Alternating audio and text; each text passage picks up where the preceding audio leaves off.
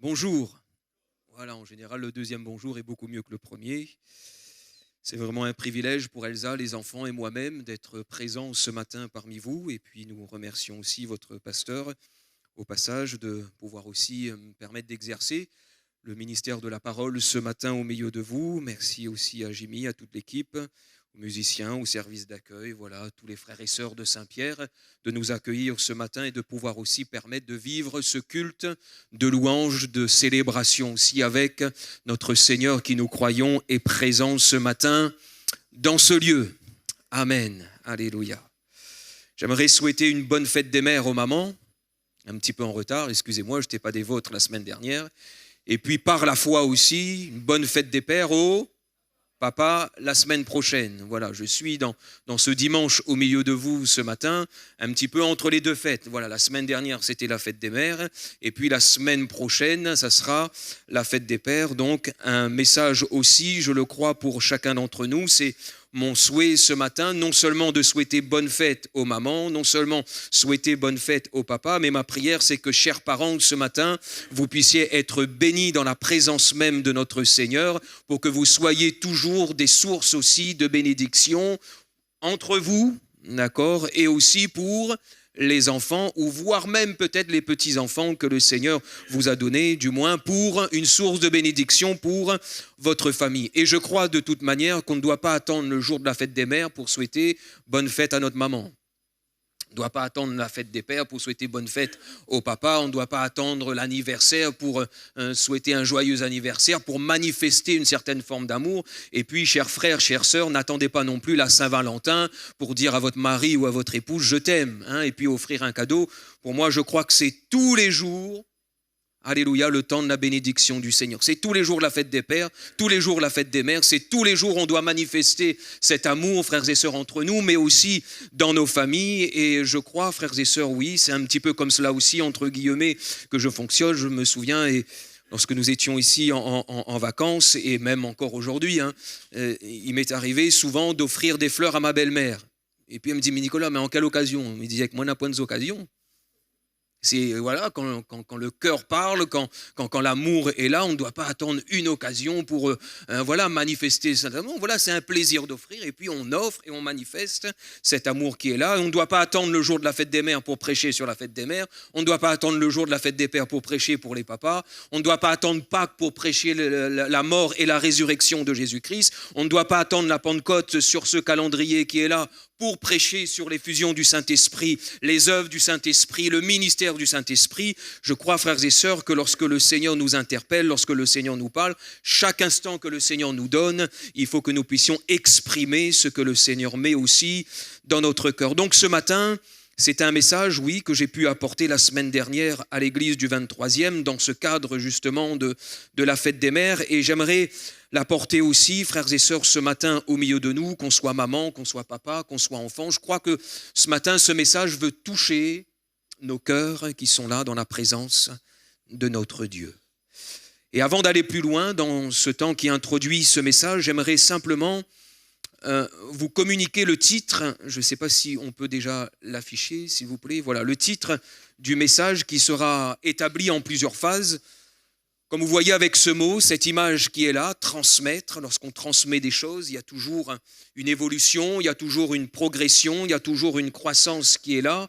Et d'après le dictionnaire traditionnel, la première définition de ce mot, transmettre, définit comme suivant: faire passer d'une personne à une autre. Ainsi, dans le domaine des biens, on peut transmettre un héritage, on peut transmettre un terrain, on peut transmettre une maison, on peut transmettre un immeuble, on peut transmettre même une entreprise. Parfois même, on voit sur les noms des sociétés qui sont là, des entreprises de père en fils. On peut aussi, dans le domaine matériel, transmettre des choses. Je ne sais pas si vous êtes musicien et puis il y a par exemple une guitare ou une batterie qu'elle vous affectionnez, voilà, vous avez commencé à jouer avec ça, et puis votre enfant aussi, il est là, il apprend à jouer de cet instrument, et puis voilà, plus tard, vous avez déjà cette pensée de transmettre peut-être cette guitare, ce bien aussi matériel. Ça peut être aussi, je ne sais pas, sa voiture ou sa moto, voilà, quelque chose qu'on affectionne et qu'on voudrait que justement, qu'on puisse le garder, avoir un souvenir dans le temps. peut transmettre aussi des choses dans le domaine moral, intellectuel, que je résume comme suivant.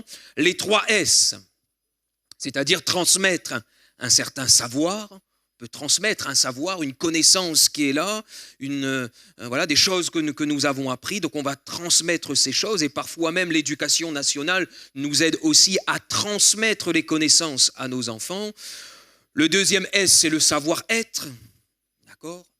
Transmettre la politesse, transmettre ne serait-ce que ces mots qu'on entend de moins en moins aujourd'hui dans notre société. Bonjour, au revoir, les SVP, s'il vous plaît, ou STP, s'il te plaît. Petite parenthèse très courte ici, il n'y a pas longtemps avec les enfants, avec les 2 plus grands, nous étions sur la ville du Tampon en train d'acheter à manger. Et puis, vous savez, les enfants, ils sont là et les yeux, les toujours plus gros de le ventre. D'accord ?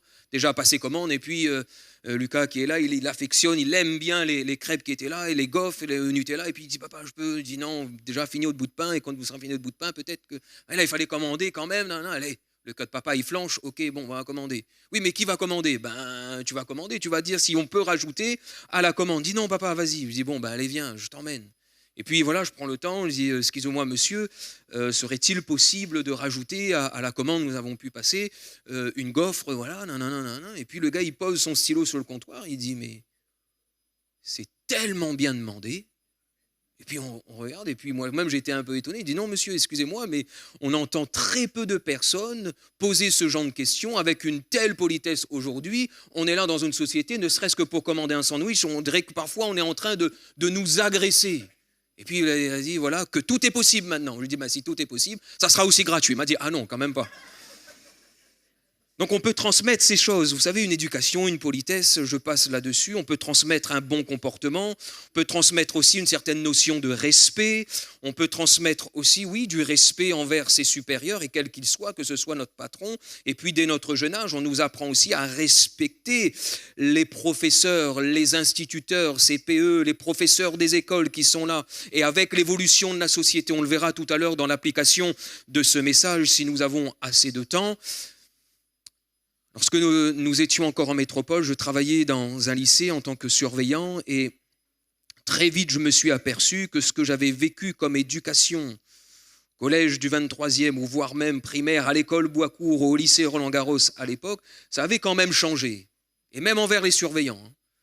Et parfois il m'arrivait de mettre, je ne sais pas, 1 heure de colle à un élève qui était là, un peu turbulent et tout cela, et arrivé aussi de travailler avec les CPE, et même les CPE, ils étaient là. Et combien de fois nous avions dans notre bureau des parents qui étaient là, non pas pour venir régler le problème de leur enfant, mais venir régler le problème soit du surveillant, ou soit du professeur, ou soit de la CPE. C'était l'inverse. Je ne sais même pas qui avait tort, qui avait raison, pourquoi ils étaient là, l'objet de leur présence ici. Tout de suite une agression envers les supérieurs. Donc la notion même de respect, de comportement, a bien changé aujourd'hui. Et puis le dernier S, donc le savoir-être, et puis le savoir-faire ici. Je crois que nous sommes aussi appelés à transmettre un certain savoir-faire à nos enfants. Comment débarrasser la table, et ça va nous aider. Comment plier aussi le linge, ça va aussi nous aider. Comment ranger les vêtements, ça va aussi aider les parents. Voilà, comment faire le ménage. Donc il y a un savoir-faire qui est là, et il n'y a rien de mal dans toutes ces transmissions en réalité que nous pouvons léguer à nos enfants. Cependant, ce matin, par le biais de ce message qui touche les familles, un message très important pour toi papa, pour toi maman, pour toi aussi enfant, cher jeune, cher adolescent qui est là. Église du Seigneur, chère famille de Dieu, j'aimerais que nous puissions réécrire ce mot, et j'aimerais cliquer ici, voilà, sans faire de jeu de mots, mais transmettre. Transmettre quoi en réalité ? Les valeurs du maître. Chère maman, cher papa, s'il y a bien des valeurs que nous devons transmettre à nos enfants, aujourd'hui, dans cette société moderne, remplie de technologie, nous devons transmettre les valeurs de Jésus-Christ, de notre maître. Les valeurs mêmes en réalité que nous avons, que nous tenons dans sa parole. Et pour cela, j'aimerais faire 2 lectures avec vous, s'il vous plaît, où il sera question de 4 personnes, donc l'auteur de ce livre qui est l'apôtre Paul. On va se diriger dans la 2e épître de Paul à Timothée. Donc il sera question aussi de Timothée, Et il sera question de deux autres personnes, sa grand-mère et sa maman. 2 Timothée, s'il vous plaît, première lecture, chapitre 3, le verset 14 à 15, et après 2 Timothée toujours, mais le chapitre 1er, du verset 3 à 5. Donc 2 Timothée, premièrement, 3 et le verset 14, s'il vous plaît.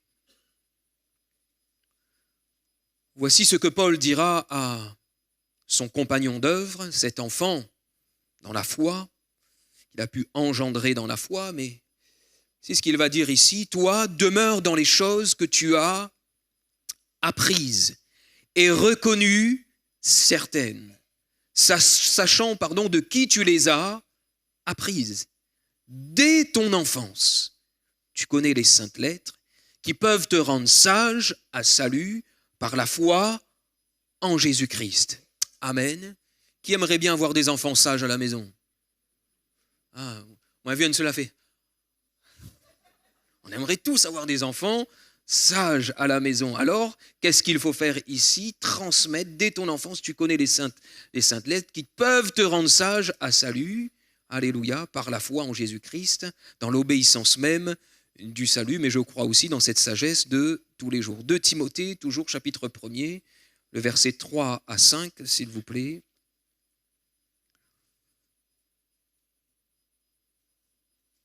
2 Timothée, chapitre 1er, le verset 3 à 5. « Je rends grâce à Dieu que mes ancêtres ont servi et que je sers avec une conscience pure de ce que nuit et jour je me souviens continuellement de toi dans mes prières, me rappelant tes larmes et désirant te voir afin d'être rempli de joie, gardant le souvenir de la foi sincère qui est en toi, qui habita d'abord dans ton aïeul Loïs et dans ta mère Eunice, et qui, j'en suis persuadé, habite aussi en toi.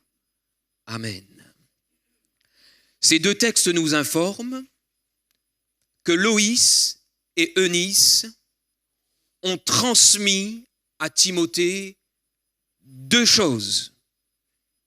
Quelles sont-elles? Premièrement, les Saintes Écritures, et par la suite, la foi aussi en Jésus-Christ. Cependant, ces 2 personnes, cette maman et cette grand-mère, n'avaient pas comme nous ce matin, nous pouvons tenir sous format papier, ces 66 livres, cette bibliothèque en réalité que nous avons entre nos mains, les Saintes Écritures, l'Ancien Testament avec le Nouveau Testament. Non, de leur temps, ces 2 personnes, Eunice et Loïs, avaient uniquement les écrits de l'Ancien Testament.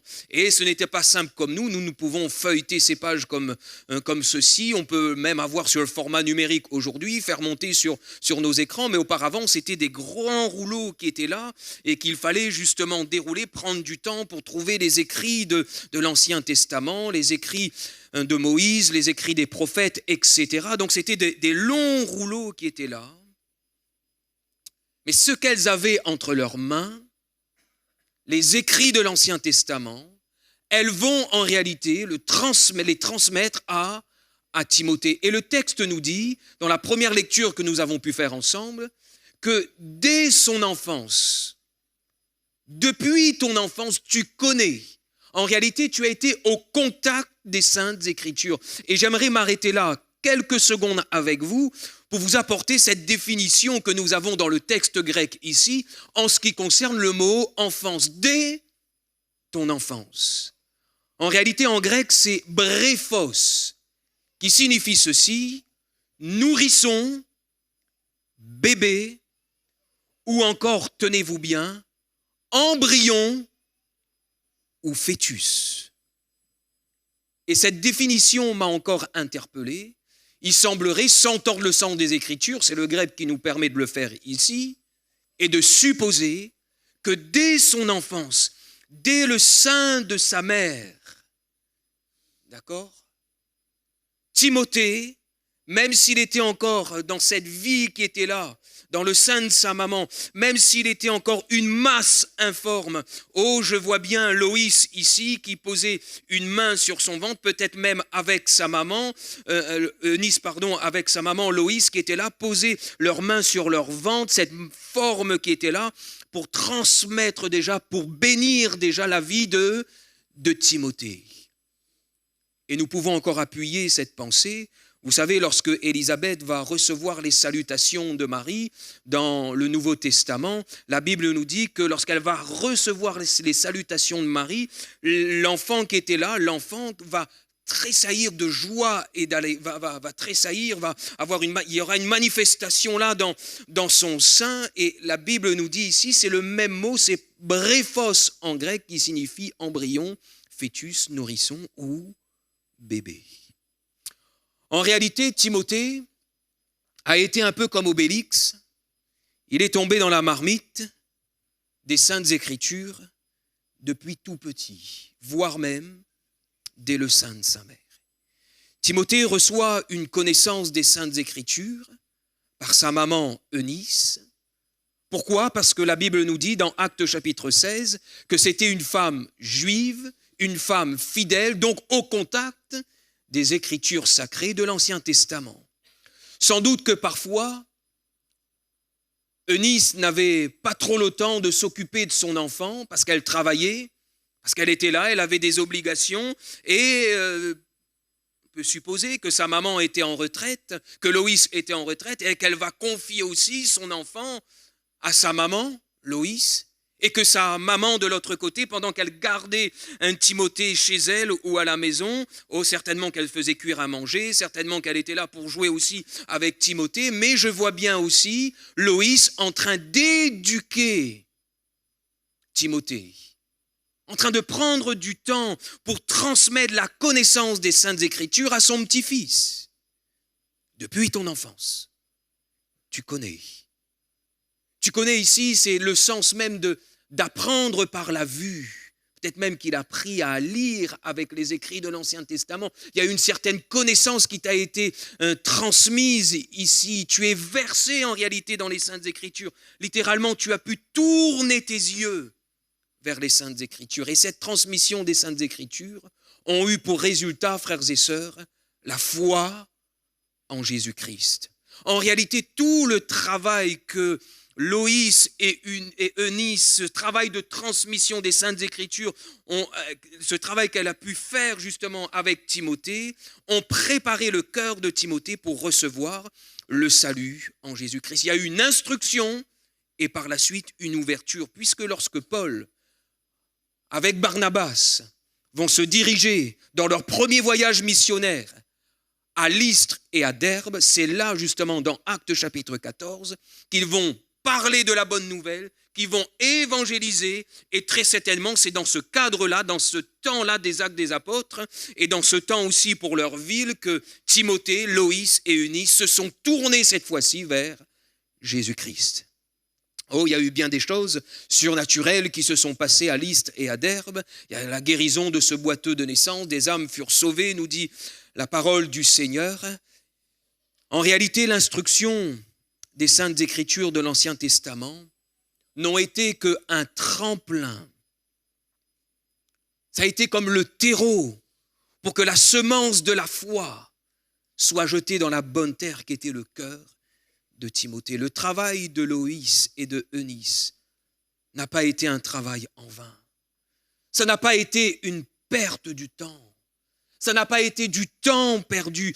Je ne sais pas si elles étaient aussi conscientes à ce moment-là, dans ce travail de transmission des valeurs de Dieu, des valeurs même du Maître par excellence, si elles étaient conscientes qu'à un moment donné, elles entraient aussi progressivement dans le choix de Dieu, parce que Dieu, oui, de toute éternité, il a un plan pour chacune de nos vies, et il avait déjà choisi, comme on l'a même entendu ce matin dans un don spirituel, il avait aussi choisi Timothée pour être aussi son serviteur. Mais tout a commencé dans le cercle familial, avec une maman et avec une grand-mère qui a su transmettre les valeurs de Dieu.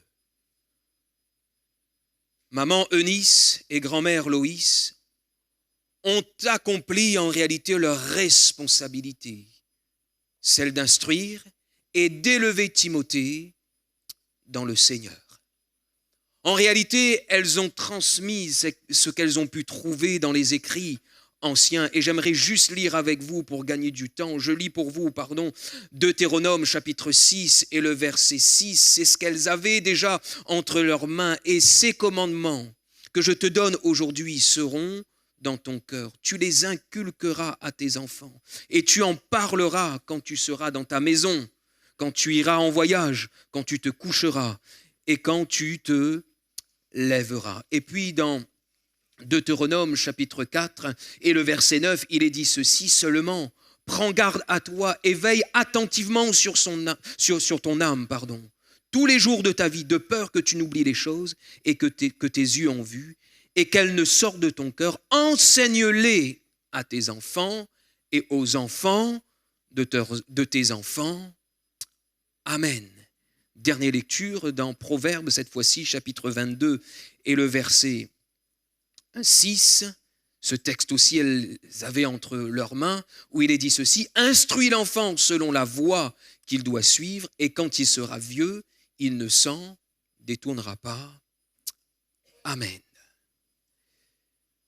Chère maman, cher papa, chers frères et sœurs, nous avons une mission à accomplir ici-bas, sur cette terre. Au-delà des biens matériels, nous avons une responsabilité spirituelle. Et cette responsabilité spirituelle, c'est de transmettre à nos enfants, et puisqu'il y a des parents aussi qui sont jeunes, si Dieu nous prête le temps de voir aussi peut-être nos petits-enfants, de transmettre les valeurs de Dieu. Et ce, même si c'est de plus en plus difficile d'être parent aujourd'hui. Oh, être parent dans le siècle dernier, c'était déjà assez compliqué. Mais dans la société dans laquelle on vit aujourd'hui, où tout va de plus en plus vite, les besoins que les grands-parents avaient pu manifester lorsqu'ils étaient là dans leur jeune âge auparavant ne sont plus les besoins que les petits-enfants ressentent aujourd'hui dans leur âge. Il n'y a plus les mêmes valeurs, il n'y a plus les mêmes besoins. À 7 ans, mon fils me demande un téléphone portable. Il avait besoin d'un téléphone portable à 7 ans. Moi, à 7 ans, il ne demandait pas de téléphone portable. À 7 ans, il jouait dans le bois, il faisait de cabane, il faisait ceci, mais il n'avait pas besoin de téléphone portable. À 7 ans. Je lui dis, tu attends encore un petit peu, à 18 ans, tu auras ton téléphone portable. Mais vous voyez, les besoins ne sont plus les mêmes. La société propose tant et tant de choses. Donc, on n'a plus les mêmes valeurs, on n'a plus, entre guillemets ici, les mêmes, le code. Ça change de plus en plus vite aujourd'hui, puisque tout va vite. Lorsqu'on a Internet, il faut que tout va vite aujourd'hui. On n'aime pas quand ça rame. Il y a le 4G, 5G, 6G, et puis je ne sais même pas à combien on est arrivé aujourd'hui, mais il faut que tout va vite. On vit dans un monde d'impatience. Et les valeurs changent de plus en plus vite. Ce qui était la norme est devenu hors norme. Ce qui était normal est devenu vieux jeu. Et j'aimerais dire à un enfant, ce matin présent au milieu de nous, tes parents ne sont pas vieux jeu. Tes parents qui manifestent cette foi en Jésus-Christ et qui te transmettent les valeurs de Dieu, ils ne sont pas vieux jeu. Le monde voudrait te faire croire le contraire. Tes copains voudraient te faire croire le contraire et renverser en réalité tout ce que tes parents sont en train d'essayer d'établir dans ta vie et surtout les valeurs mêmes du maître. Les valeurs familiales ont été renversées au fil du temps, au fil des siècles. Les valeurs familiales, les valeurs bibliques, les valeurs selon la Bible, puisque nous prêchons selon les valeurs de Dieu. Nous avons le Saint-Livre qui est là, c'est rempli de codes, entre guillemets, de Dieu, de paroles de Dieu, justement, pour que l'enfant puisse être instruit, pour que le papa, la maman puisse être instruit. Et toutes ces valeurs de Dieu ont été chamboulées, détruites par quoi? Détruites par le péché. Et malheureusement, on vit aujourd'hui dans une société, et cela touche même à l'Église de Jésus-Christ. Et j'aimerais le dire sans jugement, sans viser personne, mais ces choses entrent en réalité, les valeurs du monde, ce qui change très vite dans le monde, ce qui est hors norme aujourd'hui voudrait remplacer ce qui est la norme dans le sein du peuple de Dieu, se séparer, divorcer est devenu pas bien grave aujourd'hui. Recomposer un foyer, ce n'est pas bien grave. C'est devenu même comme normal. Et puis parfois nous entendons ce genre de réflexion en réalité pour satisfaire notre propre péché ou notre propre décision. On est là et on se dit, oui mais un tel aussi l'a fait. L'autre aussi l'a fait, on n'a pas entendu. Et puis on est là, on prend la situation des autres pour justifier notre propre péché devant Dieu. Non, nous avons une responsabilité. Et ce qui est la norme au sein de l'Église doit rester la norme au sein de l'Église de Jésus-Christ. Les valeurs familiales sont tellement renversées. Et d'après la Bible, je dis bien d'après la Bible, d'après les valeurs de Dieu, et personne ne pourra m'empêcher de dire que d'après les valeurs mêmes de Dieu, c'est ce que Dieu a institué, c'est les Saintes Écritures, ce sont mes convictions personnelles, ce sont nos convictions personnelles, frères et sœurs, que pour avoir un enfant, c'est un papa et une maman, d'après les Saintes Écritures.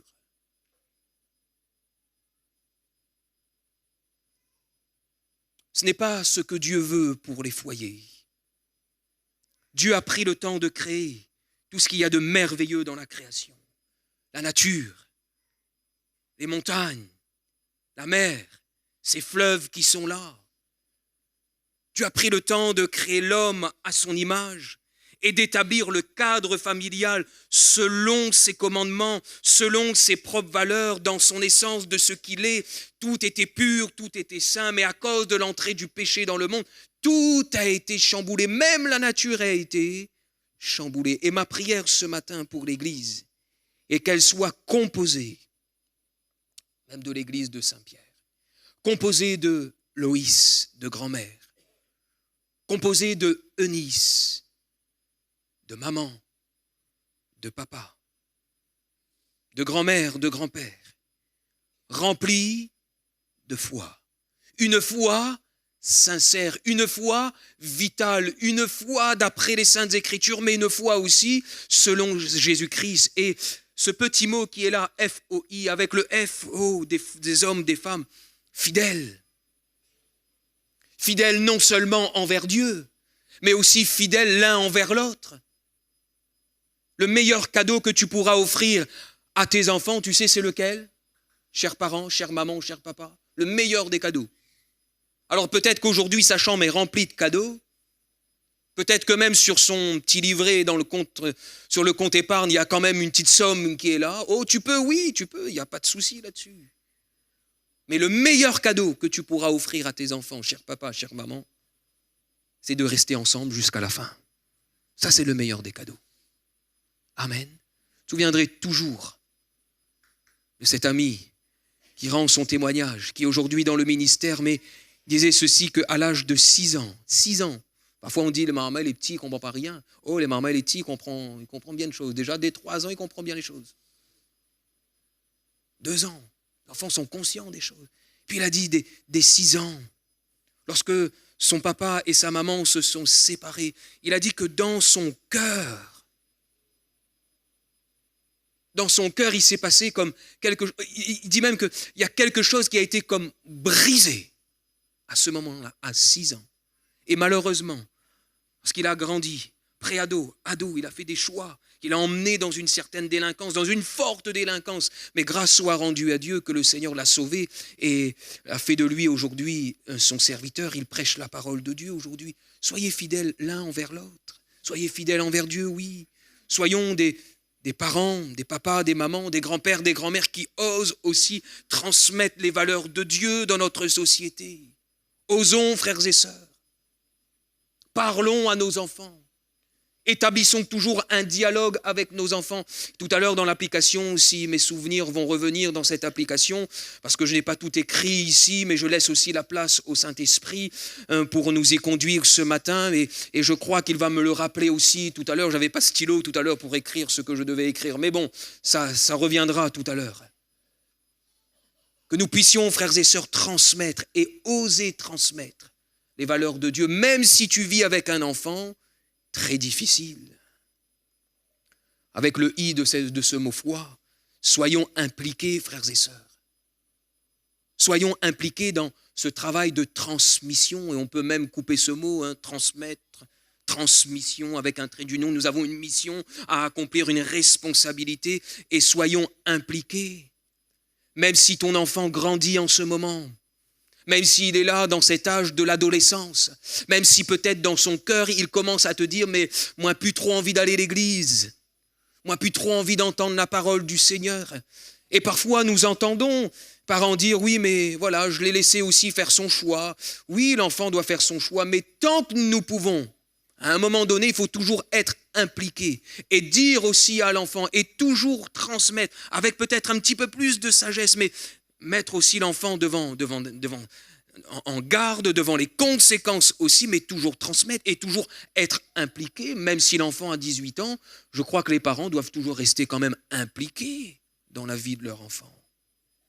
Être papa aujourd'hui, ce n'est pas simple. Oui ou non? Cher papa, bonne fête pour la semaine prochaine. C'est facile d'être papa aujourd'hui? Ça n'a pas été simple non plus dans le siècle dernier. Mais être maman aussi, ce n'est pas facile non plus. N'est-ce pas, chère maman? Bonne fête un petit peu en retard. C'est pas simple. C'est pas simple.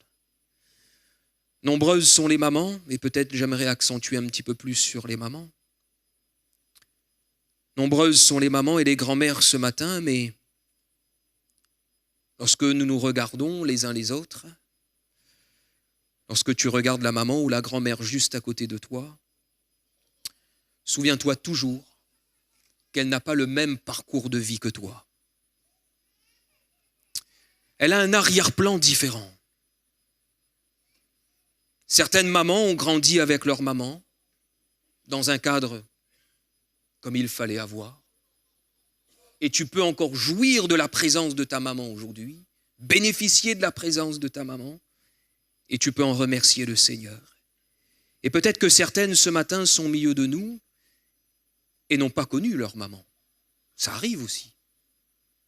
Des mamans qui sont là et voilà, dans leur enfance, très jeunes, ont perdu leur maman ou perdu leur papa. Et là déjà, c'est un autre arrière-plan, totalement différent. Des mamans différentes dans leur personnalité, des mamans différentes dans leur éducation, des mamans différentes dans l'étude même, dans le parcours scolaire. Le passé de l'une et de l'autre peuvent être totalement différents, opposés.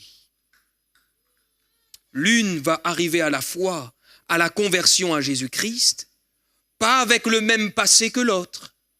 Et même si en Jésus-Christ, je le prêche, la Bible dit que si quelqu'un est en Christ, il devient une nouvelle créature. Les choses anciennes sont passées et toutes choses sont en train de devenir nouvelles. Oui, tout est en train de devenir nouvelle. Mais lorsque nous arrivons, voilà, au stade, aux portes même de la foi en Jésus-Christ, nous entrons dans cette foi en Jésus-Christ, dans ce changement, dans cette métamorphose, dans cette transformation que le Saint-Esprit veut opérer en nous pour que nous soyons à l'image même de Dieu, dans les valeurs de Dieu. Frères et sœurs, nous n'arrivons pas là, à ce stade, avec le même passé. Oui, le Seigneur efface nos péchés. Il les élimine. Mais les conséquences, parfois il faut vivre avec les conséquences aussi. Et il n'efface pas nos conséquences de nos actes, de nos actions comme cela. Être maman d'un enfant est différent d'être une maman de 2 ou de 3 enfants. C'est pas du tout la même chose. Et parfois, on serait là, on serait en train de dire, lorsqu'on regarde une maman peut-être, en train de dire, oui, mais Moi, si moi j'avais un enfant comme ça, on n'aurait pas fait ça comme ça. Hein.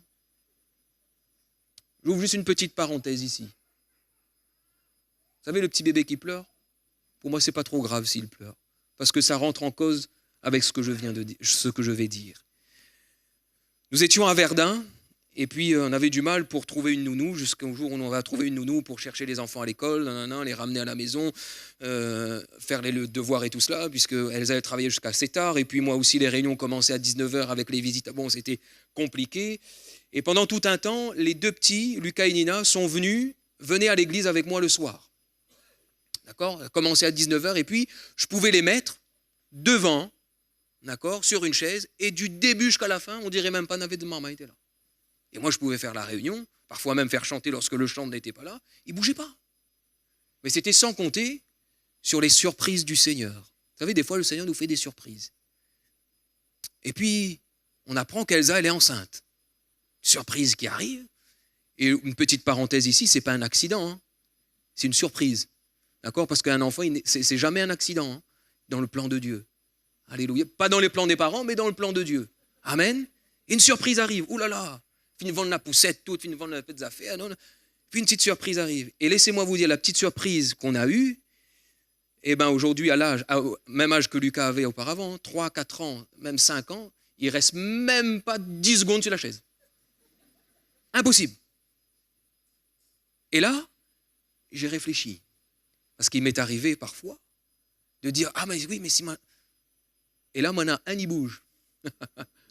Mais il bouge bien, il bouge plus que les deux autres.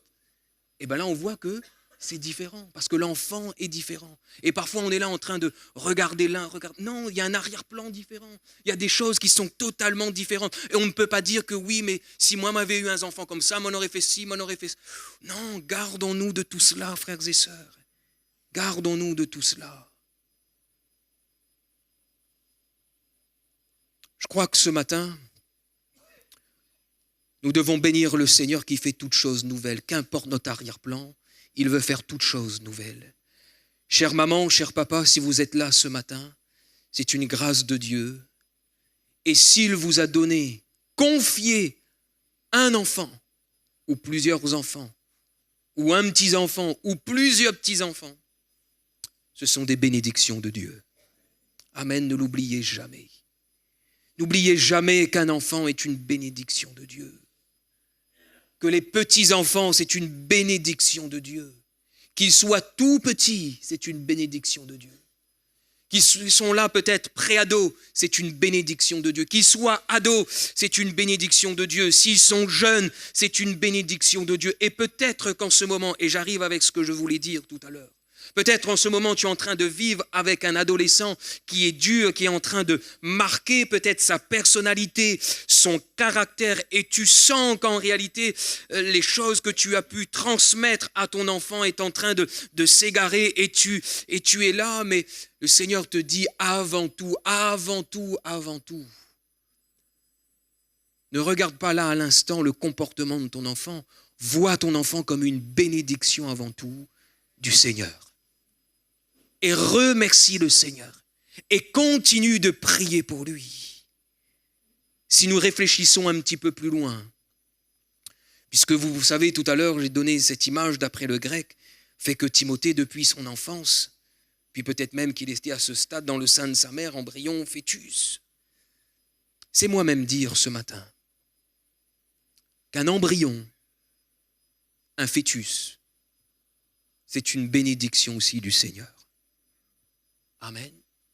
Ça, ce sont des valeurs aujourd'hui qu'on ne trouve plus dans notre société. Un embryon, un fœtus, c'est la vie. C'est une bénédiction du Seigneur. Alors j'aimerais conclure ce matin avec une simple application. Transmettre les valeurs des Saintes Écritures de la foi en Jésus-Christ à nos enfants. Quelles sont ces valeurs ? Le salut de Dieu. Et je crois qu'il y a un texte ici qui est là qu'on doit graver ou regraver. Peut-être même ce texte, tu dois le sortir de ta mémoire, dans un petit tiroir de ta mémoire, chère maman ou cher papa, parce que tu l'as rangé dans le coin de ta mémoire. Et le Saint-Esprit, ce matin, voudrait que tu ailles retirer ce texte de la parole Actes chapitre 16 et le verset 31.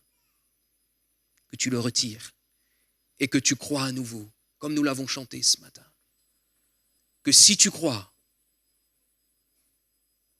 toi et toute ta famille sera sauvée. Crois au Seigneur Jésus et tu seras sauvé, non seulement toi, mais aussi ta famille. Alléluia.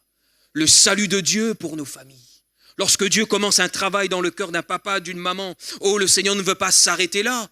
Et le diable voudrait te faire croire le contraire, c'est que pour toi, c'est pas pour tes enfants. Regarde à tes enfants aujourd'hui, regarde à ton enfant, il ne vient plus, ça fait des années. Tu sais, là, toutes les saintes écritures, cette bonne semence que tu as mis dans son cœur, regarde, il pousse pas, il fait pas rien, il n'a pas levé plus que ça. Hein. Mais le Saint-Esprit voudrait te dire ce matin, ce qui a été semé, le pouvoir de la vie, personne ne peut l'arrêter. Amen. Alléluia, personne ne peut l'arrêter. Même si le diable voudrait te mettre devant tes yeux, regarde, il prend un autre chemin, il prend un autre comportement. Le pouvoir de la vie, alléluia, est toujours là. Combien d'enfants, aujourd'hui, sont adultes, mais combien ont pu me dire que même à un moment donné dans leur parcours, même s'ils ont quitté l'assemblée, même s'ils avaient quitté le Seigneur, même s'ils avaient quitté les valeurs de Dieu, même s'ils ont vécu une vie mondaine, combien pouvaient me dire, même il y en a un qui m'avait dit un jour, je suis devenu athée, pourtant grandi dans l'église, baptisé d'eau, rempli du Saint-Esprit, devenu complètement athée. Mais lorsqu'il est revenu au Seigneur, et puis il a avoué en disant même, lorsqu'il était dans toutes ces choses, même dans ses convictions, il y avait toujours quelque chose dans son cœur. Les valeurs de Dieu, la voix de sa maman, avec les saintes écritures qui revenaient au fur et à mesure au fond de son cœur. Donc, chère maman, cher papa, ne te décourage pas. Même s'il prend le temps pour sortir de terre, la vie se manifeste aussi en dessous. Alléluia, sous cette terre qui est là, dans le cœur même de ton enfant. Que devons-nous transmettre les valeurs du Maître? Oui, l'obéissance. Transmettons à nos enfants l'obéissance, frères et sœurs. Et j'aimerais dire aussi peut-être à des enfants qui sont là, il y a des enfants qui sont là ce matin? Oui. Qui a un papa ou une maman? Les grands, tu peux lever la main aussi, les adultes, on est tous des enfants. Hein. Quelque part, on est tous des enfants. Et là, ici, il y a une parole pour chacun d'entre nous. Même si tu es déjà peut-être maman ou mamie, et que si ta maman est là, tu dois encore et encore obéir au conseil peut-être que ta maman, même si elle a 90 ans ou 100 ans, tu dois quand même prêter une oreille attentive à ce qu'elle veut te dire.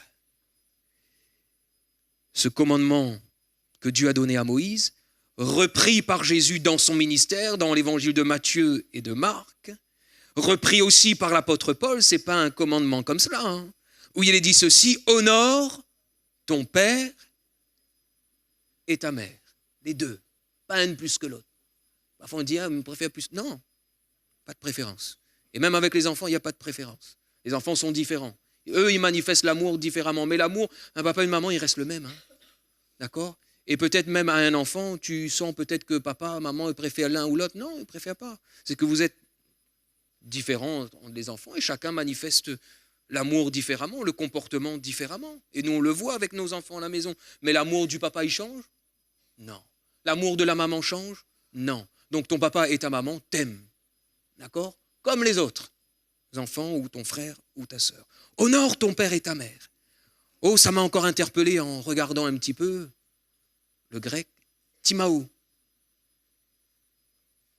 Il y a un homme dans la Bible qui s'appelle Bartimée, Timaou, qui signifie en réalité honneur avec Bartimée. Et ici, Timaou, estimer la valeur.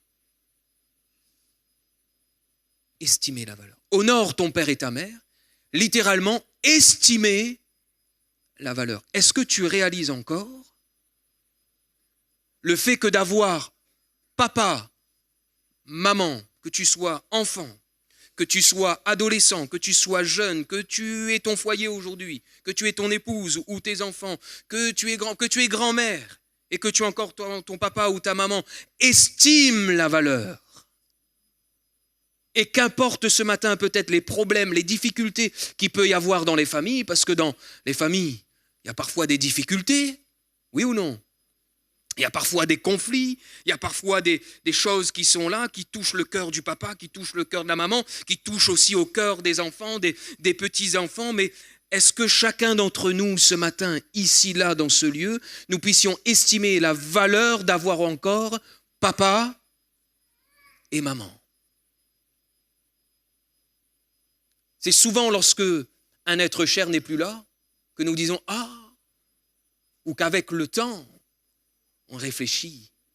Si j'avais pu, si j'avais su, oh peut-être que j'aurais dit ceci, peut-être que j'aurais dit cela, peut-être que je me serais comporté de telle manière ou de telle manière. Non, estime la valeur d'avoir encore maman. Estime cette valeur d'avoir encore papa.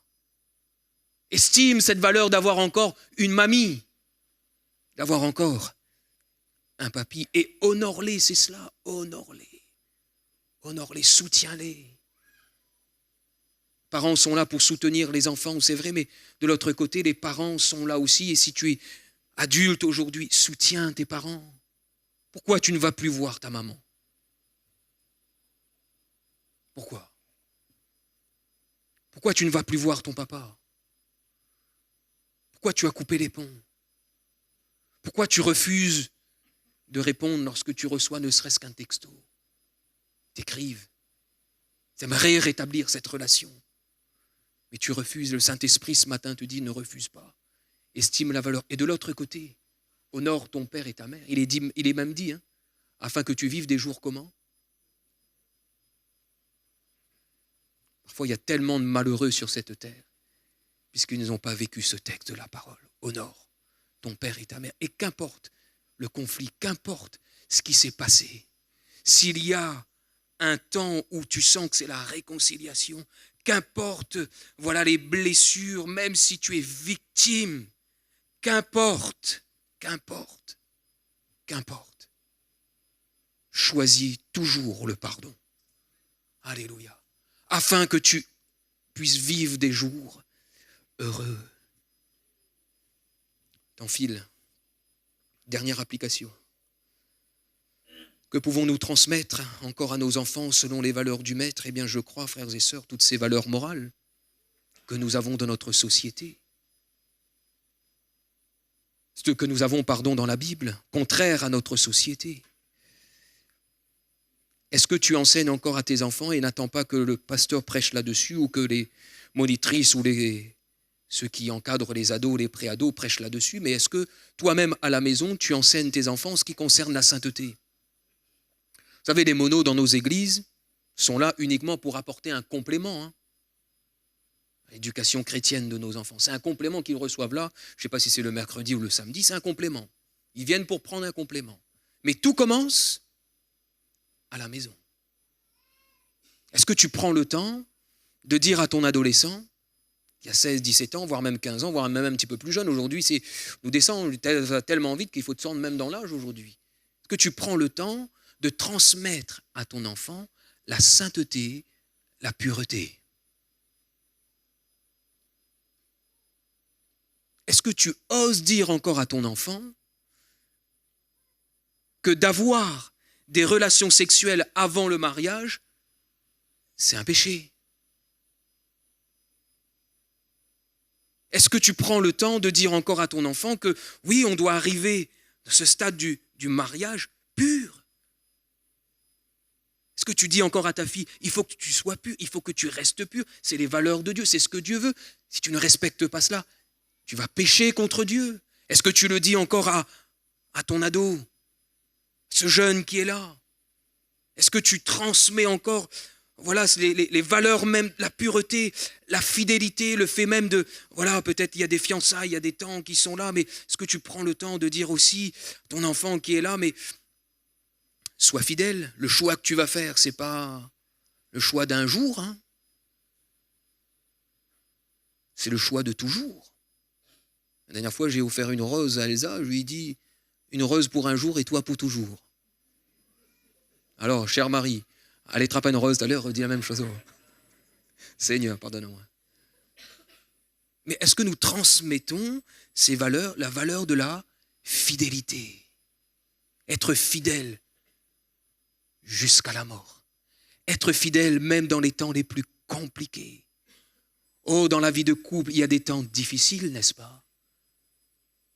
La vie qui est là, qui nous fait même des surprises, les circonstances de la vie, mais être fidèle jusqu'au bout, envers son épouse, envers son époux. Tout cela, frères et sœurs, il faut transmettre à nos enfants. La sainteté, la pureté, le fait de toujours d'avoir ce vêtement blanc. Oh, c'est un privilège pour toi, cher adolescent, cher enfant, si tu as des parents qui connaissent Dieu.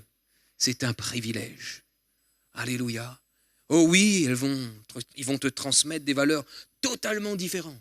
Et j'aimerais dire à certains ce matin, arrêtez d'écouter ce que vous entendez au collège ou au lycée ou à l'université ou ailleurs, ou peut-être même avec ton cousin ou ta cousine qui est là, qui ne connaît pas le Seigneur. Arrête d'écouter toutes ces choses et écoute la transmission des Saintes Écritures que tes parents veulent faire sous l'inspiration du Saint-Esprit, parce que c'est le Saint-Esprit aussi qui désire le faire. Dieu veut, et c'est le mot de la fin, que tu sois une maman, un papa, selon son cœur, ses valeurs, ses désirs, ses pensées, sa volonté. Et si dans la vie d'ici-bas, il n'existe pas de livre, pas de mode d'explication, pour être des parents exemplaires, nous avons un livre qui est capable de nous instruire, frères et sœurs, pour tout faire pour que nos enfants puissent grandir dans les voies du Seigneur. J'aimerais que nous puissions prier le Seigneur quelques instants.